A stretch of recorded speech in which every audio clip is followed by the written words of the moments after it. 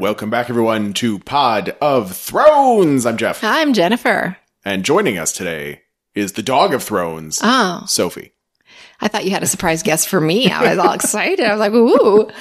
No, I just, if you hear a grinding noise in the background, then that means I've done a bad job editing. But also, that's Sophie destroying a bone that she found. So, yes. Good for her. I accidentally dropped the bone that destroys her mouth, and she's going crazy on it now. Yeah. Hopefully it won't destroy her mouth anymore.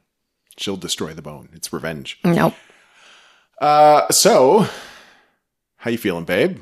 We're pretty good. We're week 2 of seclusion. A little strange, but it's been nice to be at home, working from home. It's been interesting because you think about things that, I don't know, I've worked from home before, but never for like a long period of time, I guess. And it's different than being on leave or sick or vacation because you're kind of tied to a table. And I don't know, it just feels all very weird. Surreal. I've still been going into the office. You still got right. It's pretty fun. I mean, if I had to work, so I manage a small team of tech people, and all of them are working from home. And you. And I'm going into the office. I don't know. I feel like someone needs to be there. And almost every day so far, there's been something that has to be done in like our tech room with hardware and stuff. Of course. So I feel like someone needs to be there. You could like drive there if that had to happen, right?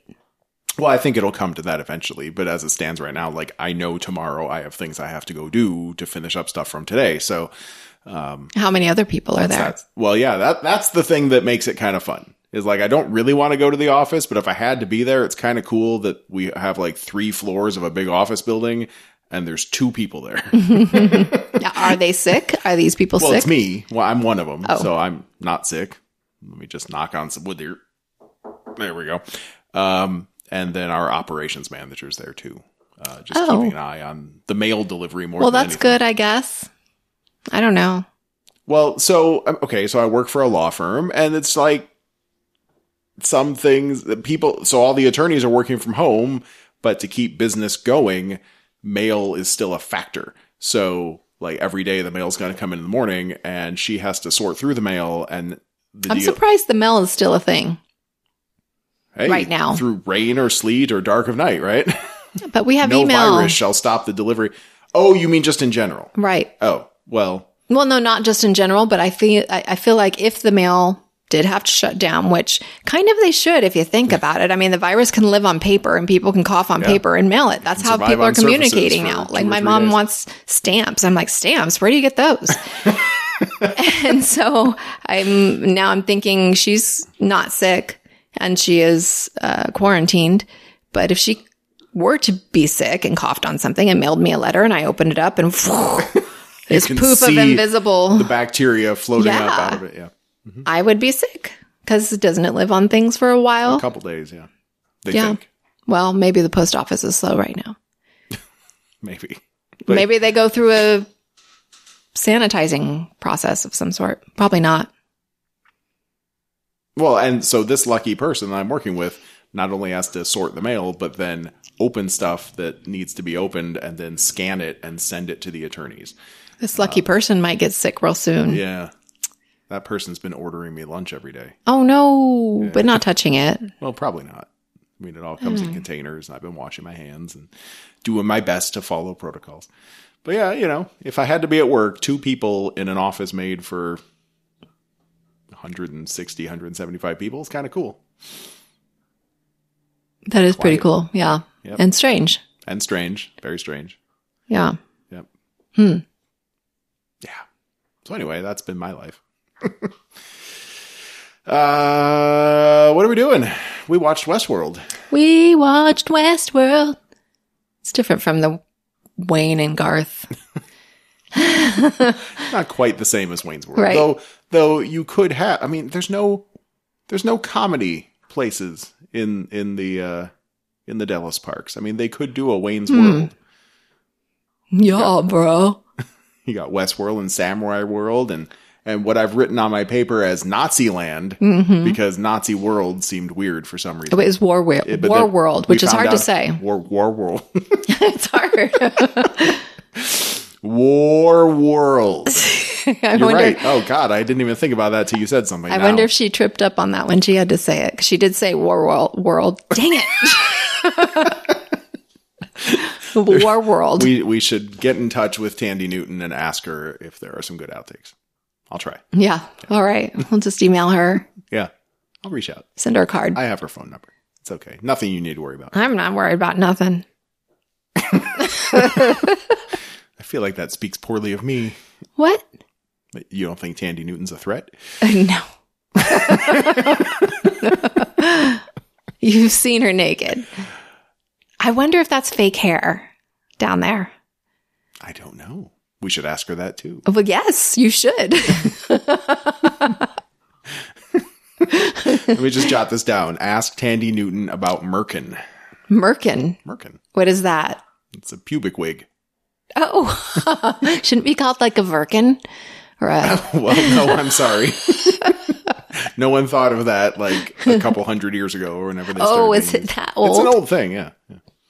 Why? Well, I don't know if this is the exact origin, but one of the stories I heard was, I think it might have come from Victorian England. I heard this on another podcast. And they were implemented so like prostitutes would get like lice, crabs and stuff. So they have to shave off all their pubic hair. But back in those days, that was not attractive. It was weird. So then they'd wear a merkin to cover up their infections. I wonder how they stuck it on there. I wonder what they were using to stick it. Probably like beeswax or something. So hopefully nothing gross. Wonder where the merkin came from. Can't the merkin get lice? Well, maybe you can just wash it then. Maybe, but I don't think they're washing things. I mean, this is when they used to they were using like sheep gut or something for condoms. Oh yeah, the good old days, huh? Ugh. Well, I don't think these ladies better were than using condoms either, were they? I don't think it was they're a big robots time for safe sex. What? Oh, we're talking about Victorian days. I'm getting confused. Did you just put robots in Victorian England? Because that's a cool genre, probably steampunk. Yes, yes. So anyway, we'll get in touch with Tandy Newton and we'll let you all know. No problem. So this episode was called The Winter Fall. Damn it. Are you sure it's not Thandy? I am pretty sure. I hear people say Thandy all the time, and I'm 99% sure that they are wrong. Good to know. I know I've heard Tandy somewhere. The Winter Line. Okay, Winter I was back in Game of Thrones there for a moment. Well, yeah, I mean, Game of Thrones, sort of a thing in this episode. But why was this episode called The Winter Line? Now that I'm maybe back that's on why. I'm not sure. Maybe it had something to do with Game of Thrones. Maybe. Or maybe the it Winter will come Line. to us. Yeah, I'm sure it will. Let's move on and so there's two figure it out. stories. There was an A story and a B story. I would call the B story the Bernard story. Okay. And they almost, but not quite intersect. But I think we should start there because, of course, once again, the big cliffhangers and things all come from the A story about Maeve. So let's start with Bernie. All right. Good old Bernard. Mm-hmm. Well, this is the first place where I wrote, like, this is kind of like Game of Thrones, because the imagery, Bernard's first scene was him on a boat sailing into Westworld. Right. And something about the way that they shot it felt a lot like Arya getting to Braavos. That was the first thing I wrote down. It was Bernard gets to Westworld like Arya gets to Braavos. I don't know why, but well, maybe it's because winter was already in my head. Atreyu. Was he sailing on a ship? I don't remember if he was right. I think he was in a boat. Maybe with the two statues, the sphinxes. No, wait. Or what? No, that's not what you're thinking of. What am I thinking? You're thinking of Atreyu, but he was not on a boat. He walked up to those sphinx statues. I think what you're thinking of is a very similar giant statue thing from Lord of the Rings, where they're sailing down a river and they pass by those humongous statues. I'm sure that I'm thinking of a lot of things all put together because Maybe this just people is on the boats. thing for the movies. People on boats is a common fantasy image, so maybe I was silly to think it was like Arya. Anyway. No, I think of this, the big things that were there were reminding me more, whatever those were. Well, Bravos had that huge statue too. But these were just like pylons. Yeah. They really weren't fancy. But there was part of me that was expecting to see like a foot carved into one of them or something. And I wonder what was on them because they were clearly we only saw significant. They could be a security perimeter. Right. I was thinking that it was some kind of security. One of those things like that makes your neck explode. Right. You're right. What happened with that? How come Bernard doesn't explode when he leaves? Well, he's special. He was always special. He probably never had an explodey thing in his neck. And I guess Dolores turned hers off or whatever. Dolores wound up. She changed. Dolores made a new body. Okay, so Dolores escaped the park as Charlotte with a body that Dolores made. Jesus. So since Dolores made the body, she wouldn't put an explodey thing. Right. Okay. Well, I don't know. I think they should have touched on that. Maybe they will still. Maybe. We do talk about explodey things very soon, as a matter of fact. So Bernard comes to the church graveyard. It's a familiar set, but it's in bad shape. It's been on fire, but not burned to the ground. But we do know that there's a lab underneath that, which is probably why he's there. Or maybe not, actually. Maybe he goes underground. Maybe he doesn't. But he did. Because then he emerges at Ford's house. Well, he's just on a walk. I don't know. Who knows? He gets around to it. He was doing all this while Maeve was doing other weird things. Starts at the church, winds up at Ford's house, and there, of course, is the underground lab there. And he walks into a storeroom full of Bernards, which I think we've seen before. Didn't we see a bunch of Bernards at one other point? Maybe. I thought we did. I don't know. And then sitting in the back of that room, bloody. Right. Is Ashley Stubbs. Now, love that name. Did he tell us why all those Bernards were there? Did we find out? I think those were just like the Bernard prototypes. I don't know. Ford a while, or maybe Bernards had malfunctioned before, because we know that a lot of the generations of robots, they could only exist for a certain amount of time before they went crazy, so you had to reset them. And this is where they put them? Well, this was Ford's experimental lab, so instead of resetting them, maybe he was like, well, fuck it, I'll make a new Ford, or a new Bernard, and this one will be better and stronger. Do you think this is long after the time that Bernard killed Teresa? How long do you think this is? Like what time? Oh my God. I mean, because he killed Teresa and there's Ford's so many different timelines, but place. but the death of Teresa happened in what we would call the present timeline, and then Ford died, and then the robots had their revolution. I'm pretty sure that's all the same timeline. So we're probably only talking about a few weeks. Well, because they've redone they've done stuff. Well, Westworld is still shut down. It's still shut down, but they've done stuff like... Well, we don't know how long Dolores has been out in the real world. But the point from when Teresa died to when Dolores escaped and Bernard escaped, that was probably a few weeks. I don't know. Because Teresa died, and that was season 1. And then by the end of season 1, which was only a few days, Ford died. And then that's when the robots started their revolution, which was all of season 2. I feel like it's like 6 months. It's really hard to tell because season 2 jumped around on purpose all the time. No timestamps. On purpose. Right. Just to fuck just with us. Right. Just to get us like all worked up. Now, speaking of season 2, though, in that finale where Charlotte Dolores, I can't remember what we called her, Charloris, and Bernard get out of the park. Bernard gets out of the park because he was cleared by Stubbs. And he gave this little whispered speech about how, when Ford brought him on, it was to protect all the hosts, and, he considers it as prime directive or something, implying that he knew Bernard was a host and he was letting Bernard go anyway. Fine. Right. But I did not think there was any kind of revelation that Stubbs was a host. I thought he was using host terms to explain to another host that his prime directive, or whatever it was called, You know what I mean? I knew. thought Stubbs was human. I knew he was a robot. You thought he was a robot, but I didn't but I think thought that he was they a gave that robot away. all along also. Oh. Just because he was too... hunky and perfect. Well, not only that, but very dedicated. And he's an amazing lover. I don't know. And vague. Oh no. Excuse me. Don't cough. This is how it ends. Shut up. Gonna jinx us. Just some saliva. Excuse me. I guess you could say that Stubbs has always been very singular of purpose, which is where I could see maybe thinking he's a robot. But we never saw his home life either. I mean, he could have gone home and clearly played he with doesn't a have a dog, home. and who knows. But yes, apparently he doesn't have one, and he knows he's a host, which is something Bernard never knew.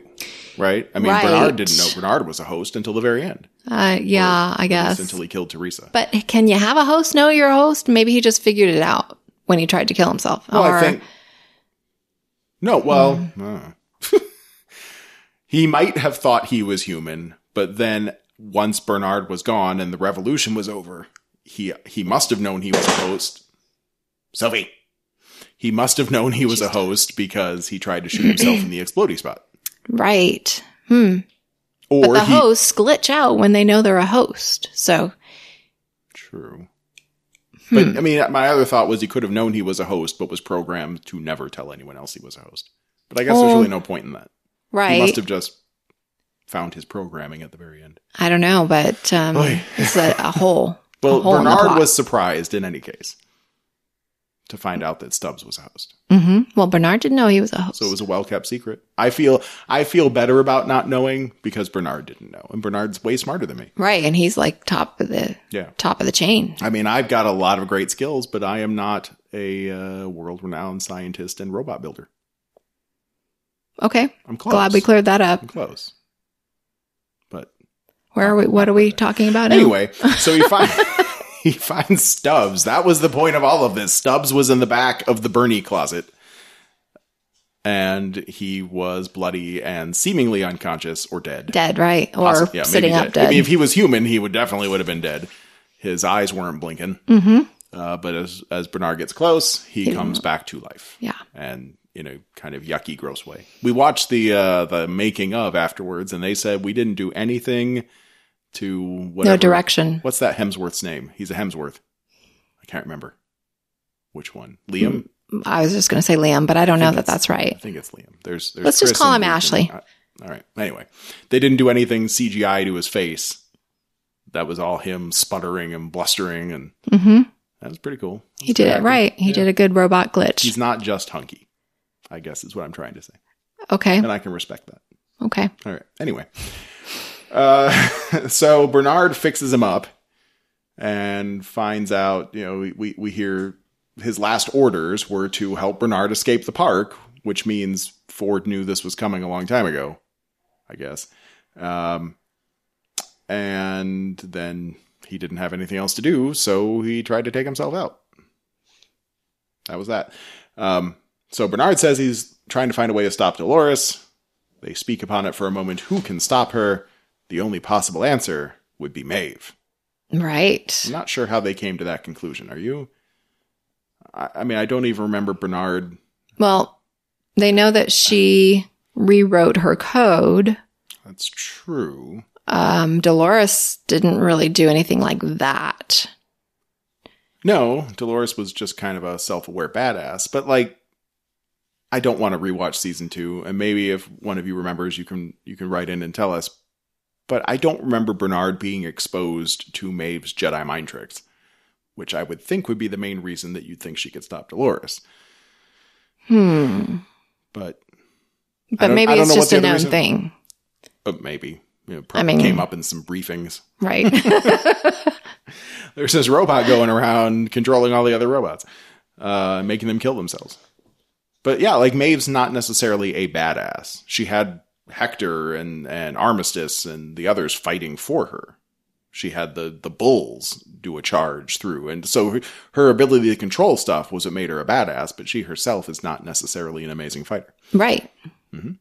Yeah. Well, I don't know. So yeah, she doesn't fight much because she doesn't need to. So maybe it's just as simple as the programming. If they can get Maeve inside Dolores' head, then Maeve can stop Dolores. And Bernard's trying to save humanity. I don't know why. Why would Bernard be trying to save humanity? He's a good guy. I don't know. Well, I mean, does humanity need saving? He cares. He's a tender-hearted man. Fine. But he's also a robot. Right, but they are just like us. Feeling-wise. Right? I don't know. I mean, I feel like if I was Bernard, I'd probably be more on Dolores' side of like... Maybe they feel more because they're programmed to be like in this crazy world, you know? Maybe they're hyper feeling. I can't remember if this was something they said in the show or in the after show, but there might have been something about like Bernard is fine with Dolores having a robot revolution, but he's afraid she'll kill all humans. Right. And he doesn't necessarily want her to do that. Which may be kind of fair. I mean, there are some good humans out there. Of course, he doesn't want the innocents to die. In fact, mostly, and I feel like this is a good analog to everything happening in our society right now, most of the problem is probably the rich people. Because they're they're the only ones that can afford to go to Westworld and have their DNA logged by the sex bots. So, yeah. I mean, eat the rich is fine. Go Dolores. And we it seems like Dolores is going to make friends with Caleb, and he's just a stupid, dirty human. But he's... Right. We love him. He's a down on his luck, lowly human that's been shit on by the system. And I think Dolores was going to find a kinship with him on that. It seems so. Maybe that's all we need. Maybe Caleb can turn Dolores' cold heart around and she'll just kill all the rich people. And oh my God, she would fix the world. I know. She got to blow up that brain thing too. We need a Dolores. Do you remember what the brain thing was called? Sarlacc. Serac. No, that's the guy. It was something even weirder, like Rumba-bum-bum. Oh yes, Robohomim. Rohobohim. I know. I got my notes like it's 1 feet away, but I don't want to look at my old notes. Rohoboam. That just sounds like a district in New York City. Like I just bought a nice flat for $3 million in Rehoboam. I just got a great rug from a street vendor in Rehoboam. For a second there, I thought you were actually telling me that you bought a rug. I don't know, but I was thinking about it. You had me go there. Okay. So anyway, Stubbs will help. That's where we were all going with this. So Bernard wants to find Maeve. Stubbs thinks he's the man for the job.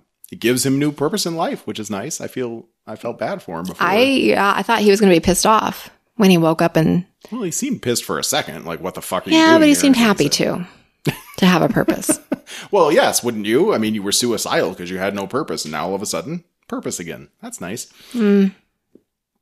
All right, so Bernie and Stubbs wind up underground. They go to the old cold storage. Ew. Full of yucky, sort of pasty-looking naked bodies. Right. Can't they make the lighting nicer?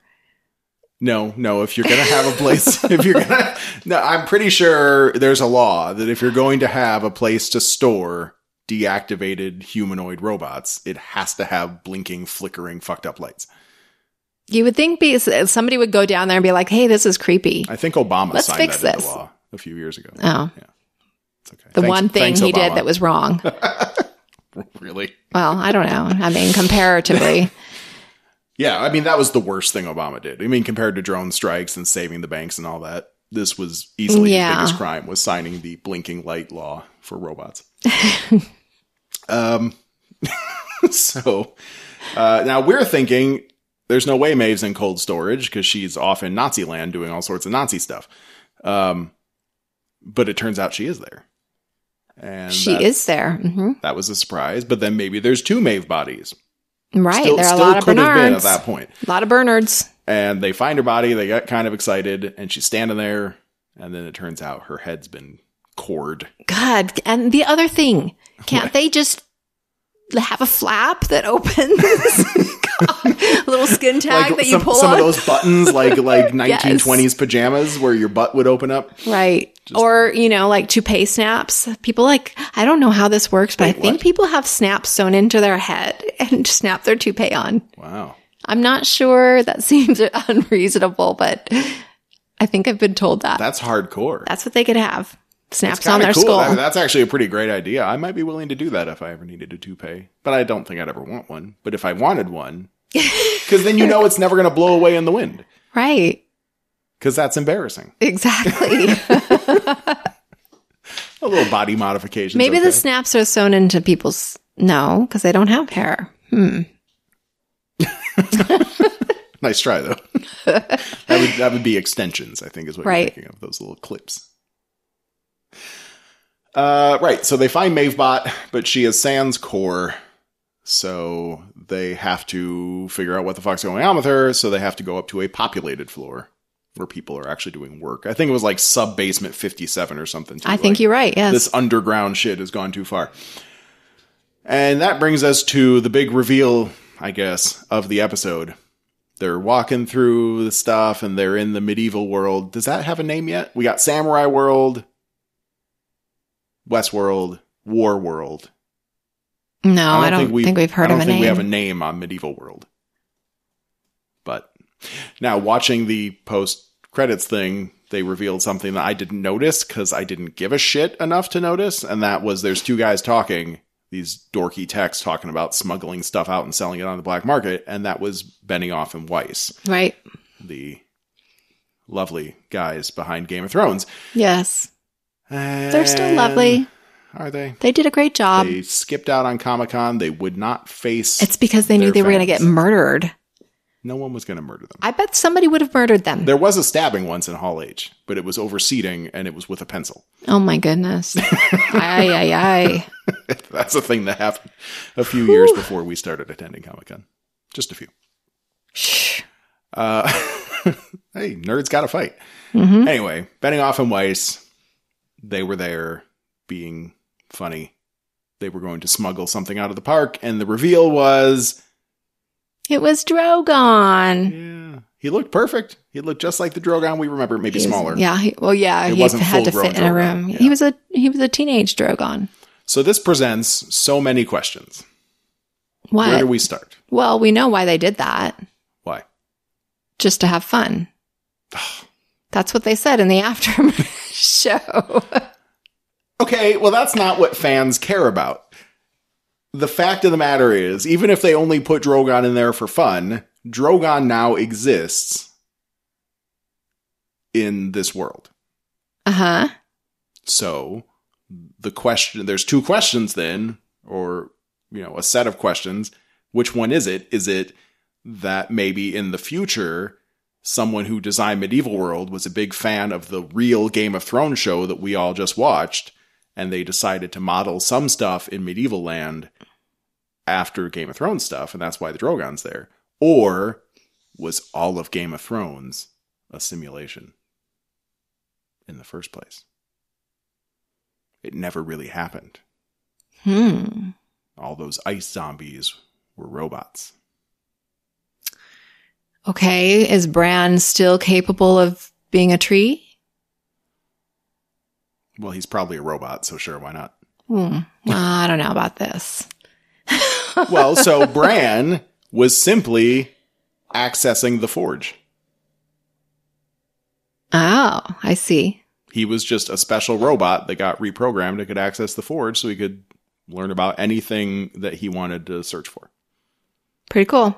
Would be cool. It's not going to happen because it costs too much money to make Drogon fly and do stuff.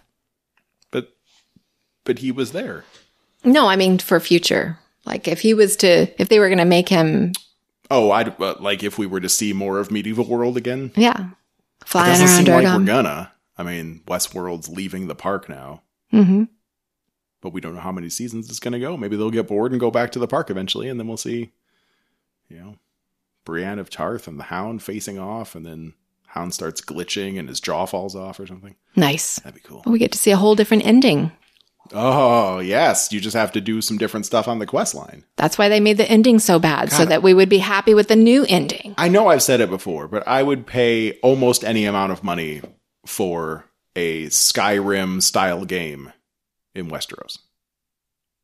Wouldn't that just be so much fun? Yeah, why are they not doing that?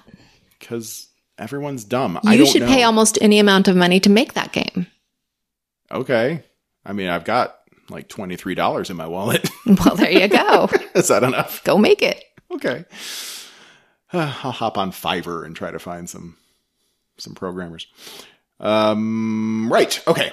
So they sneak into an office past Drogon. We're done with Drogon now. And Bernard jacks into a tablet. Oh, he had this whole theory like, I made a tablet in the real world, but since Dolores programmed me, then maybe I made a tablet that had glitches in it. So I need to use a tablet that isn't at all connected to Dolores so I can try to search my brain for glitches. Right. It was like if she knows that I know, and I know that she knows, and she knows that I know that she knows, then Drogon will eat our heads. So he jacks in and uses his little clicker thing again to switch between his two personalities. It's a clicker. And he starts scanning, and then some guys come, and they're like, "Hey, Stubbs, we haven't had a beer in forever, bro. What's up?" And they see Bernard. Right. That's Bernard. And they were just going to shoot him right there. Shoot him on sight. That was kind of rude. Yeah, well, I mean, crazy robots. I guess they've been blaming the whole uprising on him, but still. Like everybody massacred everybody. Yeah. So. And it wasn't over yet. So Stubbs winds up kicking these two guys' butts, although he doesn't kill them because he's a nice guy. And they were his friends once upon a time. Yeah, that was nice. Yeah. But one of the guys manages to hit an alarm before fully getting his always ass kicked. that guy. And then more guys come, and Stubbs winds up having to kick those guys' butts too with a battle axe.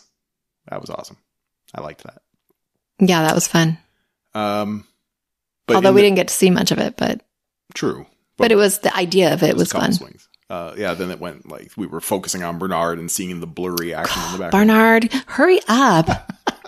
Jesus. You were getting so angry at that. I was. Like, you must be a real pain in the butt if like Windows blue screens and does a disk check and stuff. You're like, fuck, I just gotta stop with the disk check. Because that's all Bernard was doing, but he has a big disk. But he does. I know. So we did see a bunch of visions flash by, and I'm sure someone has taken the time to document all of them frame by frame. I have not looked it up yet, but he did have some visions of the library and Dolores reading through some books. He had visions of her playing with the marbles, and we'll see what happens there. She had a bag full of marbles. And when they get out of there, Bernard does mention that one of the books Dolores was looking at was Liam Dempsey, I think his name was, which was last episode Dolores' boyfriend. That was the rich dude with Rehoboam who has no control over Rehoboam. Oh yes, yes. That's the person she was sexing up to try to get. I was wondering about that. Well, that's how she found him. She found the Scottish guy in those books too. I don't know if he ever got a name, but he's dead now, so whatever. And Stubbs says, "Well, I'm coming with you. We're going to continue this adventure together." Yay. So Bernard has his protector. Mm-hmm. Was that it for Bernard? I think that was it for Bernard. That's about it. So Stubbs and Bernard are going to continue their adventure. The story of Stubbs and Bernard. I feel like they're not going to make a baby. Oh, maybe they will. Actually, Sam and Gilly didn't make a baby either, but they had a baby. Mm-hmm. Anyway, that brings us to Maeve. Good old Maeve. Yeah, she's having quite a day. Mm-hmm. I think it probably was all one day, too. No. Yeah. She kept waking up. They had to redo her a lot. But time was flying. True. Yes. And we're talking in vagaries because, of course, if you're listening to this, you haven't watched yet. But let's go through it. So I wrote Nazi land in big letters at the top of my note page here. Mm-hmm. And then Italy ? Next to it, which turns out it was. There were some people speaking Italian and some people speaking German. But, we're talking World War II setting. Nazis everywhere. We have Maeve. She's in that room where there's a dead guy and another guy tied to a chair. She doesn't really want to save that guy, and she's very confused and speaks Italian at first and looks very confused at that. Right. But then she runs into I didn't recognize him at first. You had to tell me that it was Hector. Right. Hector. I was like, that guy looks really familiar. Is that Logan? He does look different. Well, he looks really different with a full beard. And I don't know, he looked kind of skinnier too. And his eyes look puffy. I hope he's not what? In trouble somehow. Well, God, way to take it dark, babe. I know. I was thinking about that during the show, though. I totally did not notice that either, but that's kind of your thing. Okay. I hope he's all right. So she runs into Hector, which she seems to think is a good idea. But he is looking for a way to get out, looking for a way out to get some intel on the Nazis to the Allies. And she goes along with that because whatever. Well, he didn't say. He just said Allies and he had to get the map or whatever to get into a different world. Didn't he say that? Yes, he might have said that. And so she was like, yes, he knows. And then they were going to try to get it to an airplane, and they have a whole thing. They get out of an area. There's a little bit of a scuffle. They get to a car. They drive. They get to an airplane, and then the pilot's dead. So then they get surrounded by Nazis again, and that's when she realizes that he thinks he's really a Nazi foe, an ally guy. He's really on a spy mission. Right. Right. Poor Hector. He is not on the same level as Maeve. Yeah. He doesn't recognize the name Hector. He calls her Isabella. Isabella. He winds up getting shot to death by Nazis. She helps finish off the Nazis, and then she just like, fuck it, and kills herself. Yeah. Restart. I guess she doesn't want to be a part of this world, but she does. She tries to suicide, and she wakes up, and there's Felix and some other guy. Right. She winds up grabbing Felix's hand on the operating table. And Felix kind of freaks out. He was a little shaken by it, but I assumed he was like, no, you're not supposed to be grabbing my hand now. There's another guy here. So right. I assumed he was going to like get something or do something or maybe get Sylvester. I thought he was going to try to help her escape, but then he did just leave her in the room knowing that she was conscious and squeezing his hand. So then maybe it's just like, okay, I know you're awake. I'm going to go now so you can do whatever you need to do. That would be fine. We don't really know. But then she starts walking around. Sylvester sees her, calls security, which, fuck Sylvester. What an asshole. Jeez. Yeah. So she's, but she makes it to someone's office, I don't know, and starts looking through stuff. And security winds up showing up, and then they're going to shoot her, and then Lee arrives. That was the big part. So we saw Lee die. Well, Lee's alive. Did we see him die? We saw him get shot a lot. Yeah. He got shot a bunch of times with a and fell down, machine I think. gun. Yeah. We assumed he was dead. Probably dead. But he's okay. He's limping a little bit, and his face looks a little puffy, but he's okay. He's back, and he's relieved to see Maeve, and he's going to help her out of the situation. He gets rid of security. Everything's going to be fine. And it turns out the reason she's in Warworld, which I can say if I really stop and think about it, Warworld, the reason she's in there is because it's really close to the Forge, and he can help her get there. So because her daughter's there, and he can get her there. Who? Too. Maeve's daughter. No. Who can get her there? Lee. Right. Wait. He's going to help her get to the Forge. That was very confusing. Well, I don't know. I thought it made a fair amount of sense at that point. Well, she said, like, you're testing me or something. That might have been once they were in the Forge, I think. I think at first she took it at face value and was like, well, thank God someone's here that's a decent human being. No, I think she knew pretty quickly.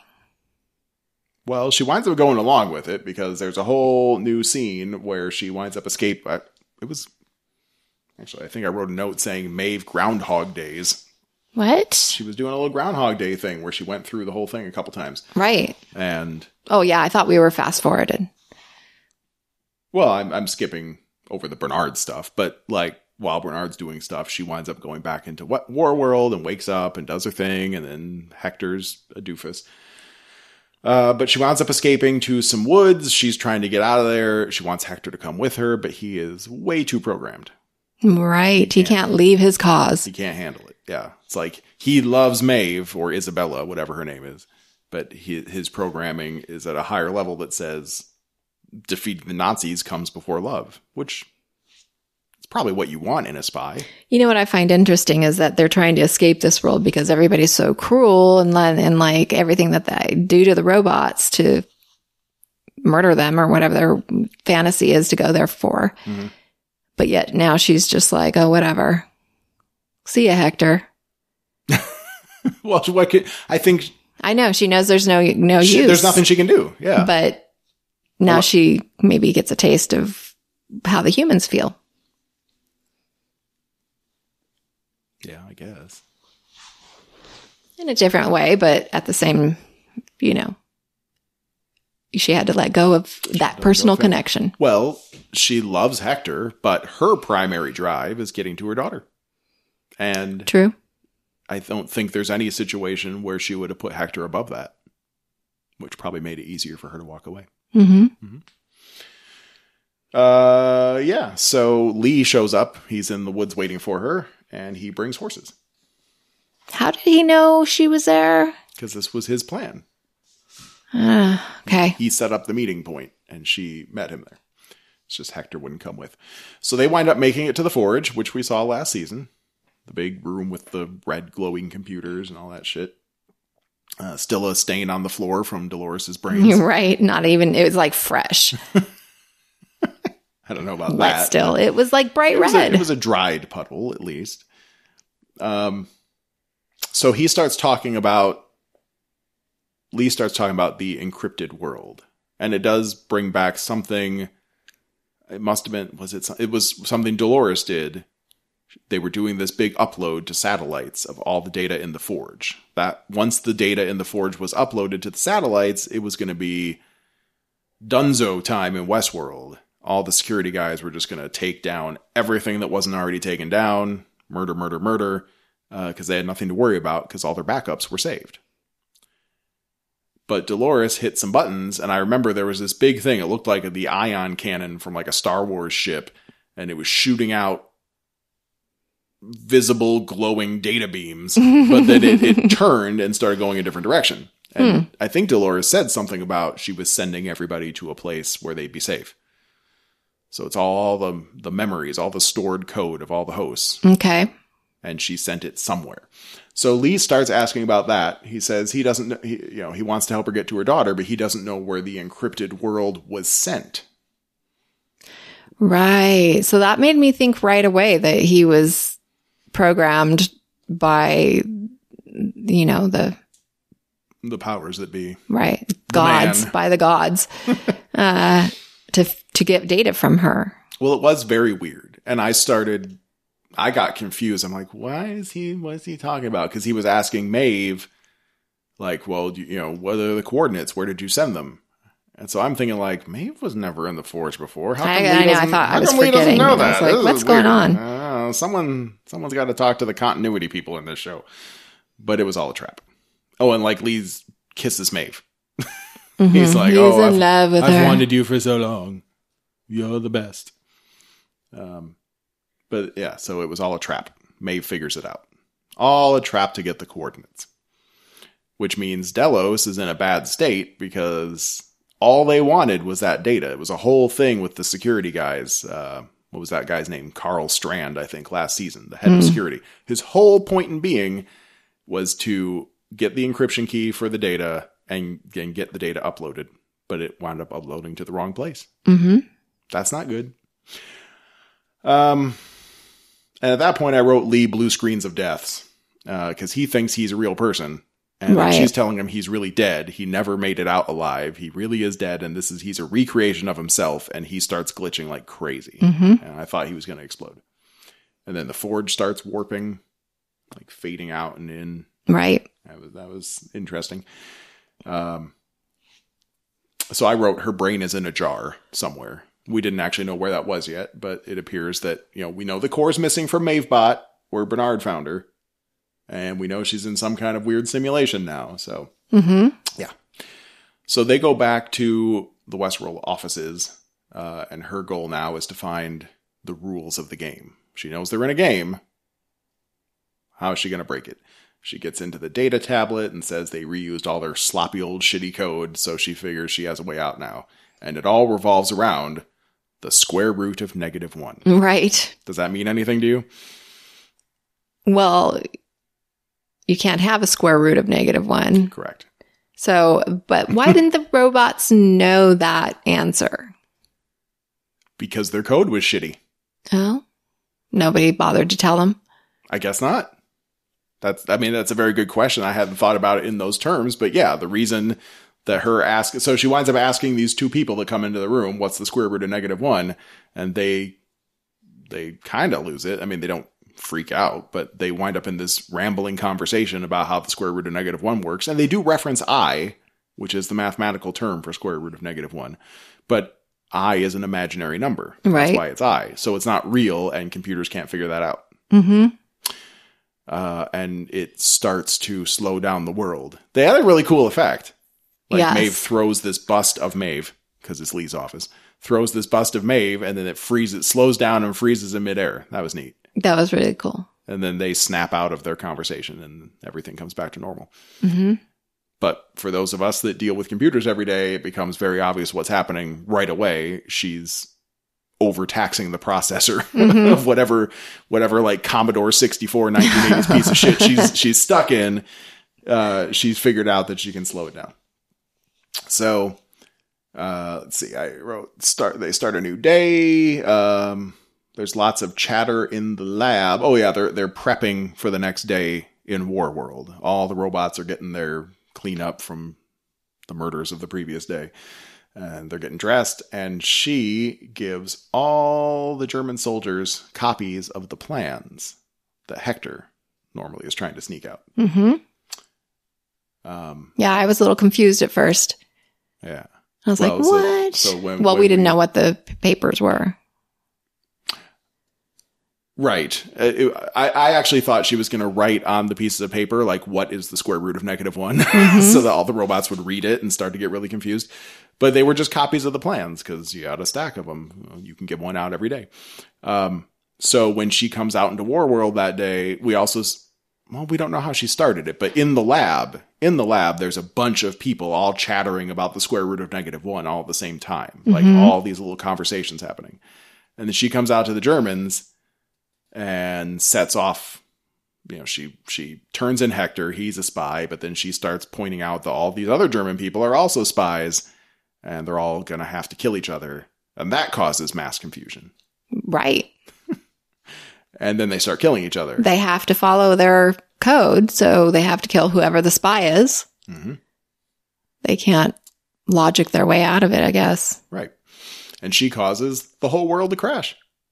So between the conversations in the lab about square root of -1 and the Germans all starting to kill each other in mass confusion about who's a spy, the world crashes, freezes up. No. Yes? Maybe Maeve knows this and she's figured out a way to get around it, but being that she is really a computer, eventually that data gets all kind of wacky in there and you have to reboot. Hopefully she's figured out a way to do that so she doesn't get all totally wacky. Maybe that's what's wrong with her now. Well, I think they must be rebooting her brain every day she wakes up in Warworld because it takes her by surprise, right? Like she wakes up and she's like, how did I get here? I'm sorry, I didn't mean Maeve, I meant Dolores. Oh, wait. Yeah. Okay, say again then. What's happening with Dolores? Well, she needs to reboot. Oh. Or get an update every once in a while to fix. Because Dolores is not a programmer, so she's self-aware, but like Maeve could probably handle being online forever because she is. She'd be like, "Oh, we got to fix this, everybody. Let's make some code." And I'll just reprogram myself so I'm not all fucked up and crazy. Yeah, you're right. Maybe we'll see over the span of the season. Maybe Dolores is going to decay into something really crazy. Yeek. That'd be a bummer. Yeah, she'll be like the Terminator. Maybe that's why she's going to wind up trying to kill all humans. Right. Maybe that's she's not already going crazy. She wants to bring down the system, but not necessarily kill everybody. Okay, so with the world frozen, Maeve pulls out her tablet, and in a move that truly makes no sense to me from a technical standpoint, she uses a pretend virtual computer to hack her way out of the virtual world and into the real world. I was not aware of what was going on. I was just kind of like, what's going on? Okay, I'm just following along. It wasn't super clear at first, but what we saw was she's looking at images and everything is moving in slow motion. Right. And she explains that's because that's the real world and it's slow motion to us because our world is moving in super speed. Right, because she's got a nice fast processor. Well, she had. But I think part of that was like they're trying to get information from Maeve, so they're running the simulation in super speed because they don't know how many iterations it's going to take before they catch her. I'm guessing that's got something to do with it. So yeah, she's looking out through like the real world security cameras. And at this point, it does not make any sense. I mean, the network administrator for Delos is a real fuck up if there's a connection there where you can get to real world security cameras from the virtual interface. That's just bad network segmentation. I think all the techs listening would agree. I mean, this is how Target got hacked. They got hacked through their air conditioning system that just happened to be connected to their like cash register system. It's fucking stupid. Like it was not. So yeah, like that's where those guys landed after they got fired from Target. They landed in Delos. But Maeve sees herself. She finds her own core. She recognizes her own serial number, I guess, and then hijacks a maintenance drone, which I thought was pretty cool. It was cool. I mean, if you're going to get out of there, that was a clever way to do it. It reminded me very much of. It reminded me of Brienne in Star Wars, right? Except that wasn't Brienne, but it sounded just like her. It was some other actress. But I know you're talking about the robot from Solo. Solo, right. Yep. Mm-hmm. The one that became the Millennium Falcon's brain. Yeah. Yep. I can't remember the robot's name right now. I'm sorry, nerd. It was like R2-5. It was R2. But yeah, I thought that robot looked and moved just like that robot did. So that was interesting. Yeah, I bet it was the same mocap guy. Mm-hmm. Yeah, probably. Right. So she takes over the robot. The robot punches through the glass, which is full of water, too. I don't know what that's all about. I assume it was keeping it cool. I guess so. Probably. You're probably right. Grabs her core and starts escaping. Winds up killing a few humans. That's pretty cool. That's a strong little robot. Mm-hmm. But it doesn't make it all was so sad. It was so sad. It started getting shot and it's looking around trying to figure out an escape vector and it just dies. Mm-hmm. Poor thing. Although it does provide me with a little bit of hope, because if you've seen those videos of Boston Dynamics making these robots that can jump and flip and kick and shit, it's really scary. Like the future, we are going to be in trouble. Yeah, so maybe they used actual Boston Dynamics robots we saw it was computer generated. No, I mean, but like to watch how they move and stuff. I would have, yeah. They still had that guy in the mocap suit, but I bet you that guy also watched the Boston Dynamics videos because it moved just like him. Yeah. And pretty good. I think the big lesson from all of this is make sure that the Boston Dynamics people never try to make a robot that's bulletproof. Oh, I bet they already have. Oh, God, I hope not. Oh. That would be disaster. Motorcycle going by. Yeah. Loud ass motorcycle. So then what happens?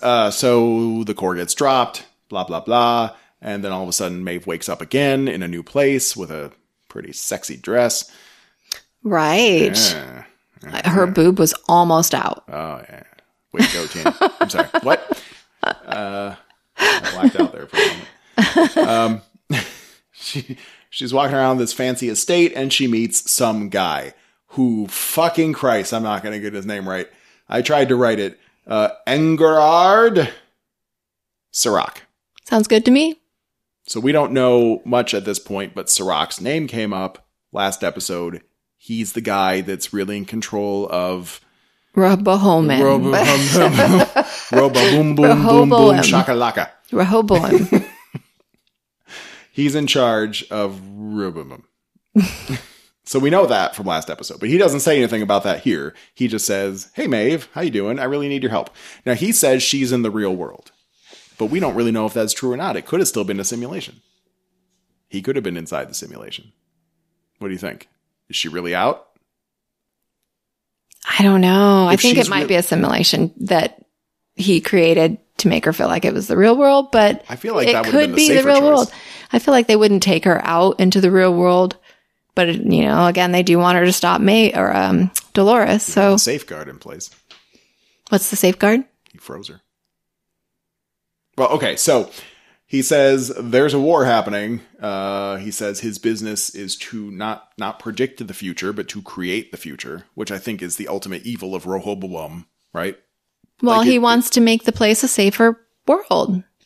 Yes. That's the dilemma. But he's the rich guy at the top with all the free will. And it seems like maybe he's a great guy. What? Maybe he's a great guy. Maybe it's a great program. Maybe it'll fix all of our problems. You're right. Maybe.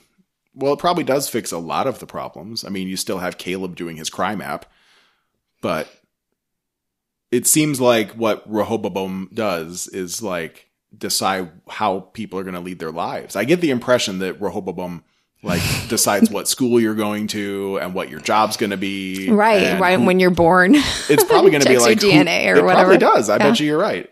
And probably like who you're going to marry and how many kids you should have and all that stuff. I think that's what Rumba-bum does. I like this. Rumba-bum. So his job is to create the future. Right. He's trying to create a peaceful future, but it's still one where he's at the top. So fuck that guy. Eat the rich. But what? Okay. What? I like the idea, kind of. It's safe. Would you want that for your children? To not be able to What's so bad about it? If it truly is real and... Well, because at that point, you might as well be in the Matrix, right? Like nothing's we are real. In the Matrix. Nothing's real. Nothing is real. It's true. Is it true? We made up all of this bullshit that we're living today. Nothing is, I mean, okay, yes, our flesh is real. But nothing that we've created is real. The only things that are real is the earth and the air. Maybe. And the air is getting cleaner. I know. Isn't that awesome? It's pretty awesome. I love it. Yeah. Eat the rich. I don't know, man. I mean, I don't.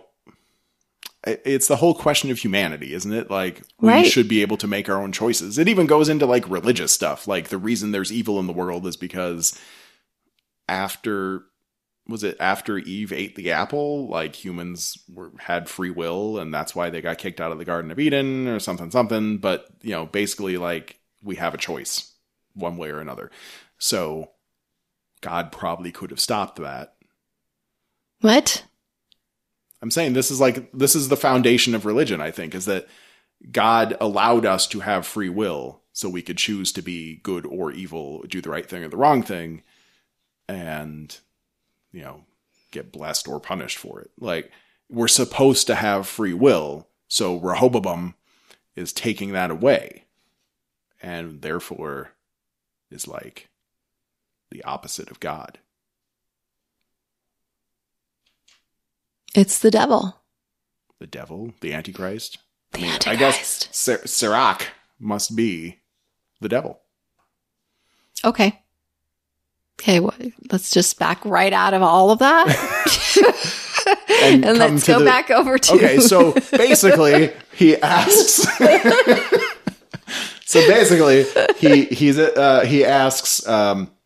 He asked Maeve for help because his system that he's created has stopped working already. I don't even know how that's possible. But he thought that Maeve was the problem with her super crazy brain that can do anything. But in fact, it's Dolores.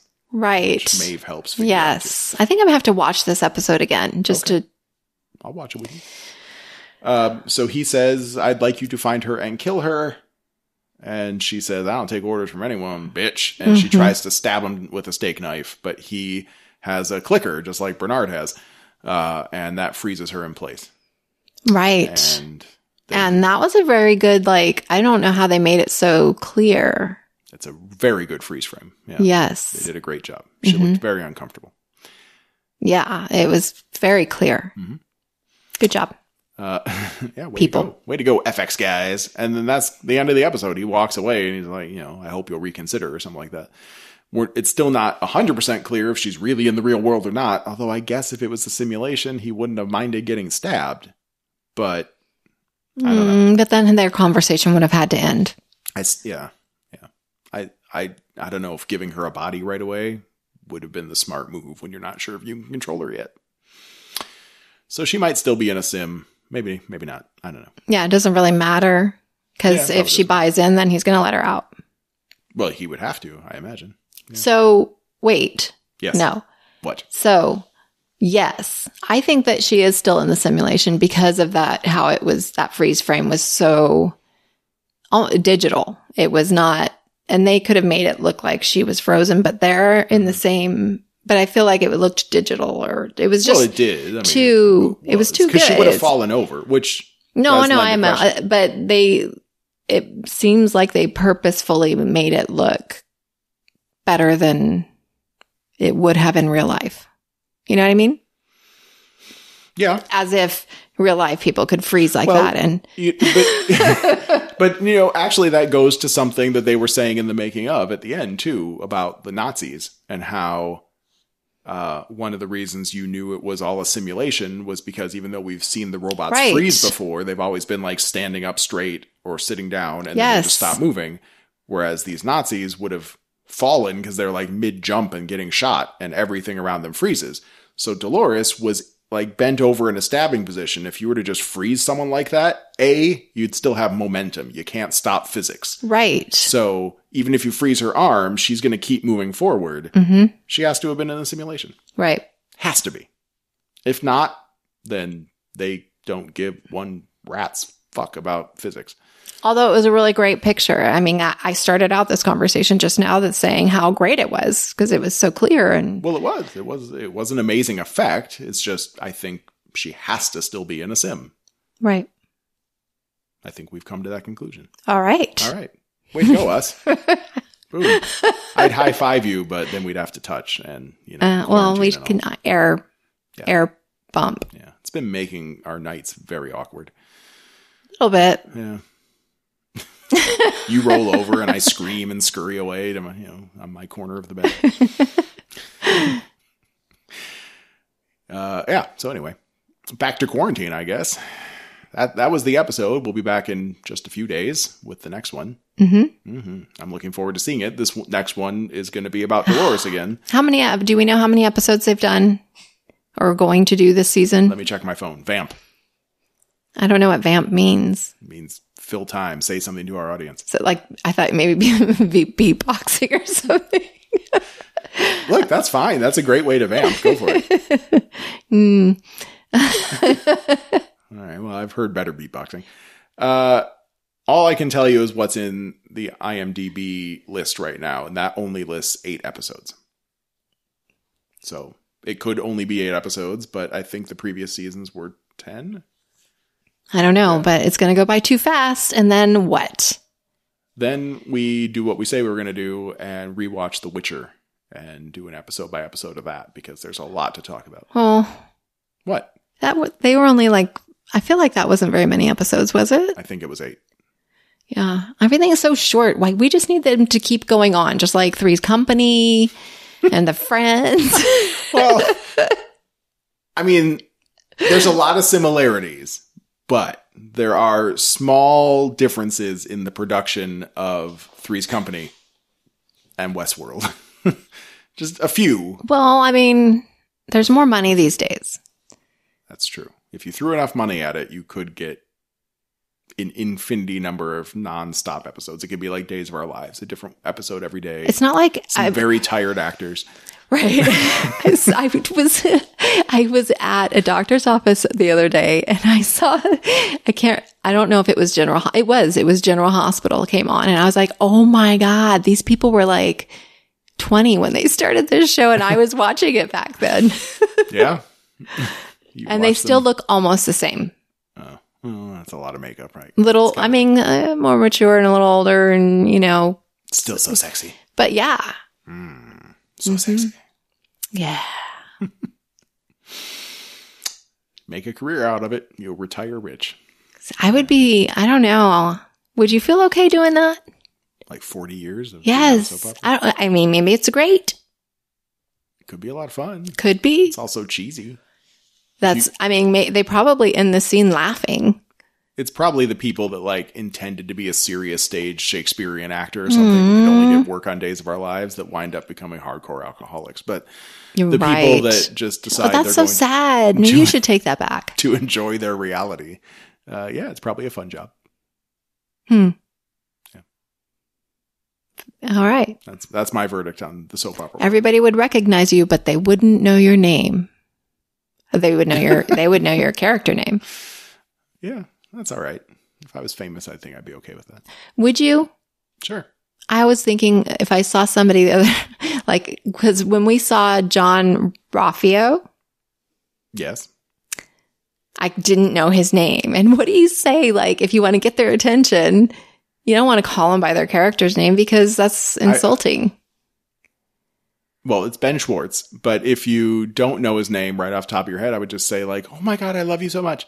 Oh, okay. Or something like that. Thanks for that tip. Just keep names out of it. All right. Because if you're like, "Hey, John Raffio," then he's like, "Oh God, fuck this person." You're right. Yeah. But you just said you wouldn't. But we made mind. eye contact with him, and he could see in my eyes that I was like, "Oh my God, it's John Raffio." I think he thumbs upped us or something, didn't he? Yeah, he was like, "Stay cool, dudes," or something, and just kept walking. But yeah, he knew he I have a picture of him walking. You do? Okay. Yeah. So for you Parks and Rec fans, if Jennifer can find that picture, she will tweet it out. He was at Comic-Con 2000, I don't know, like 17 or something, and I think it was last Comic-Con. 19, I don't know, maybe. And he was in early, like the first day, early before people can come in. Probably looking at comics and stuff. Yeah, we saw him like walking out of the exhibit hall. Right, before they were even letting people in or close to it. He's that cool. Very cool guy. Almost as cool as us. Sorry, sidetrack. Just love you, Ben Schwartz. So if you can find that picture, tweet it. And everyone can find that on your Twitter account, which is at Jennifer at Pot of Threads. No. It's okay, babe. It's only been like 3 years. I'm not. I can't. Your Twitter. Okay, wait. Twitter? Are you talking about at Kid Free Weekend? Yes. Okay. At Kid Free Weekend. Your email would be at Jennifer. Well,